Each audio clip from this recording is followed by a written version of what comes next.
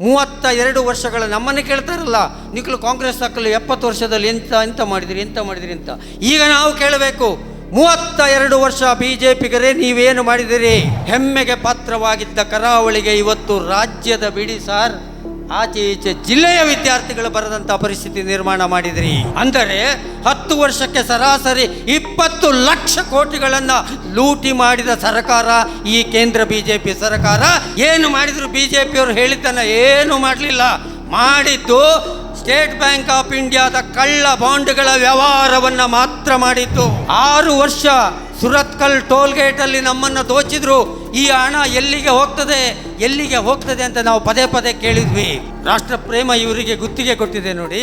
ನಮ್ಮ ಕೇಂದ್ರದ ಅರ್ಥ ಸಚಿವೆ ಪತಿ ಒಂದು ಮಾತನ್ನು ಹೇಳಿದ್ದಾರೆ, ಇದು ಬಿಜೆಪಿ ಮತ್ತು ಕಾಂಗ್ರೆಸ್ಸಿನ ನಡುವಿನ ಚುನಾವಣೆಯಲ್ಲ, ಇದು ಭಾರತೀಯರು ಮತ್ತು ಬಿಜೆಪಿಯ ಭ್ರಷ್ಟಾಚಾರದ ವಿರುದ್ಧ ನಡೆಯುವ ಚುನಾವಣೆ ಅಂತ. ನಾವು ಚುನಾವಣೆಯಲ್ಲಿ ಇವತ್ತು ಜನರ ಹತ್ರ ಹೋಗಲಿಕ್ಕಿದ್ದೇವೆ. ಹೋಗುವಾಗ ನಮಗೆ ಒಂದಿಷ್ಟು ಸ್ಪಷ್ಟತೆಗಳು ನಮಗೆ ಬೇಕು. ಯಾರೇ ಎದುರಿಗೆ ಸಿಕ್ಕಿದರೆ ಚುನಾವಣೆಯ ವಿಷಯ ಬಂದಾಗ ಏನು ಮಾತಾಡೋದು ಹೇಳೋದು ನಮಗೆ, ಕಾರ್ಯಕರ್ತರಿಗೆ, ಮುಖಂಡರಿಗೆ ನಮಗೆ ಪಕ್ಕಾ ಗೊತ್ತಿರಬೇಕು. ಇವತ್ತು ಮೊದಲನೆಯದು, ನಾವು ಇಲ್ಲಿಯ ಲೋಕಸಭಾ ಚುನಾವಣೆ, ಈ ಲೋಕಸಭೆಯಲ್ಲಿ 32 ವರ್ಷಗಳಿಂದ ಬಿಜೆಪಿ ಸಂಸದರಾಗಿ ಏನು ಮಾಡಿದ್ದಾರೆ ಹೇಳುವಂಥ ಮೊದಲನೆಯ ಪ್ರಶ್ನೆ ನಮ್ಮ ಚುನಾವಣಾ ಪ್ರಚಾರದಲ್ಲಿ ಪ್ರಾರಂಭ ಆಗಬೇಕು. ಸನ್ಮಾನ್ಯ ಜನಾರ್ದನ ಪೂಜಾರಿ ಅವರ ನಂತರ ಬಂದಂಥ ಎಂಪಿಗಳು ಒಂದೇ ಒಂದು ಯೋಜನೆಗಳನ್ನು ಕರಾವಳಿಗೆ ತಂದಿಲ್ಲ.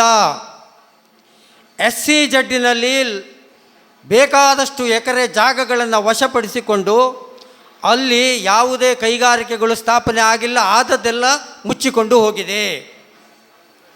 ಇದಕ್ಕೆ ಹೊಣೆ ಯಾರು? ಅದರ ಜೊತೆಗೆ ಯಯ್ಯಾಡಿ ಮತ್ತು ಬೈಕಂಪಾಡಿಯ ಇಂಡಸ್ಟ್ರಿಯಲ್ ಸಣ್ಣ ಕೈಗಾರಿಕೆ ಮತ್ತು ಮಧ್ಯಮ ಕೈಗಾರಿಕೆಗಳ ಕಥೆ ಏನಾಗಿದೆ? ಇವರ ಕೆಟ್ಟ ಆರ್ಥಿಕ ನೀತಿಯಿಂದ ನೀವು ಯಯ್ಯಾಡಿಗೆ ಮತ್ತು ಬೈಕಂಪಾಡಿಗೆ ಹೋದರೆ ಅವರು ತಮ್ಮ ನೋವಿನ ಕಥೆಗಳನ್ನು ಹೇಳಿಕೊಡ್ತಾರೆ. ಈ ಯಾವುದನ್ನೂ ಮಾಡದಂತೆ ಒಂದೇ ಒಂದು ಯೋಜನೆಗಳನ್ನು ತರದಂತಹ 32 ವರ್ಷಗಳ ನಮ್ಮನ್ನೇ ಕೇಳ್ತಾರಲ್ಲ, ನಿಖಲು ಕಾಂಗ್ರೆಸ್ ಹಾಕಲು 70 ವರ್ಷದಲ್ಲಿ ಎಂತ ಮಾಡಿದಿರಿ ಅಂತ.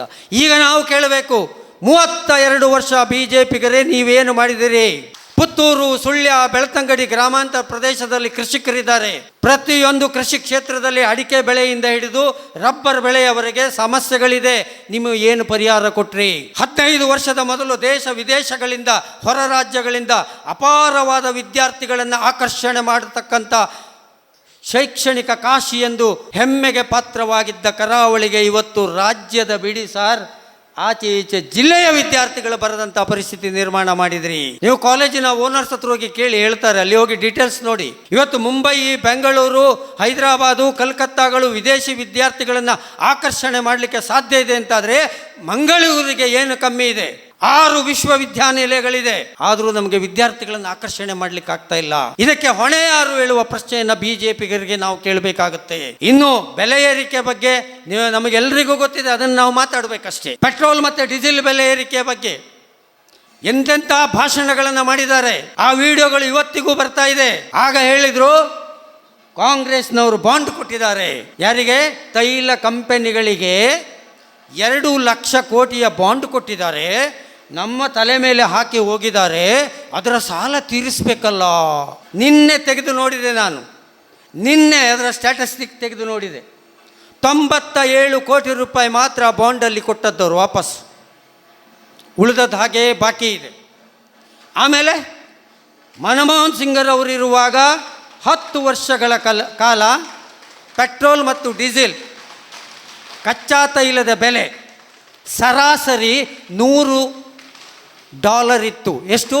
10 ವರ್ಷಕ್ಕೆ ಸರಾಸರಿ $100 ಇತ್ತು.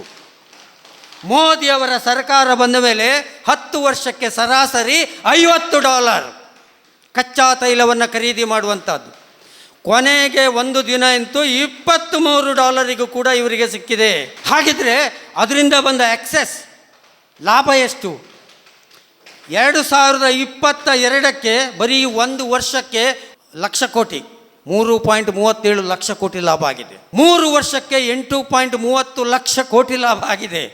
ಇದು ನಾನು ಸುಮ್ಮನೆ ಏನು ಅಂಕಿಅಂಶಗಳನ್ನು ಹೇಳ್ತಾ ಇರೋದಲ್ಲ, ಗೂಗಲಲ್ಲಿ ಹೋಗಿ ಸರ್ಚ್ ಮಾಡಿದರೆ ಎಲ್ರಿಗೂ ಸಿಗ್ತದೆ. ಅಂದರೆ 10 ವರ್ಷಕ್ಕೆ ಸರಾಸರಿ 20 ಲಕ್ಷ ಕೋಟಿಗಳನ್ನು ಲೂಟಿ ಮಾಡಿದ ಸರ್ಕಾರ ಈ ಕೇಂದ್ರ BJP ಸರ್ಕಾರ.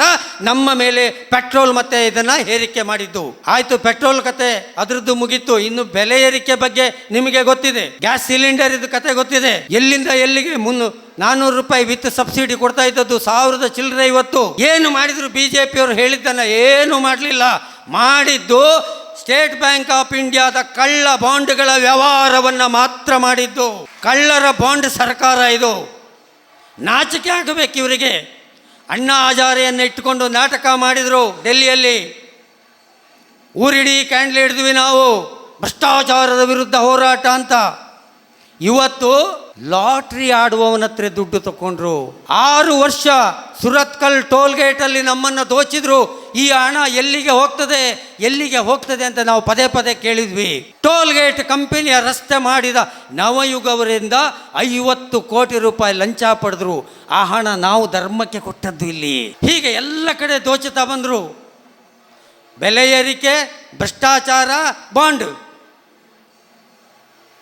ಆದರೆ ಇವತ್ತಿಗೂ ಅವರು ತಮ್ಮ ಸಬ್ಜೆಕ್ಟನ್ನು ಸನ್ಮಾನ್ಯ ನಮ್ಮ BJPಯ ನಾಯಕರುಗಳು ಮತ್ತೆ ಅದನ್ನೇ ಹೇಳ್ತಾರೆ.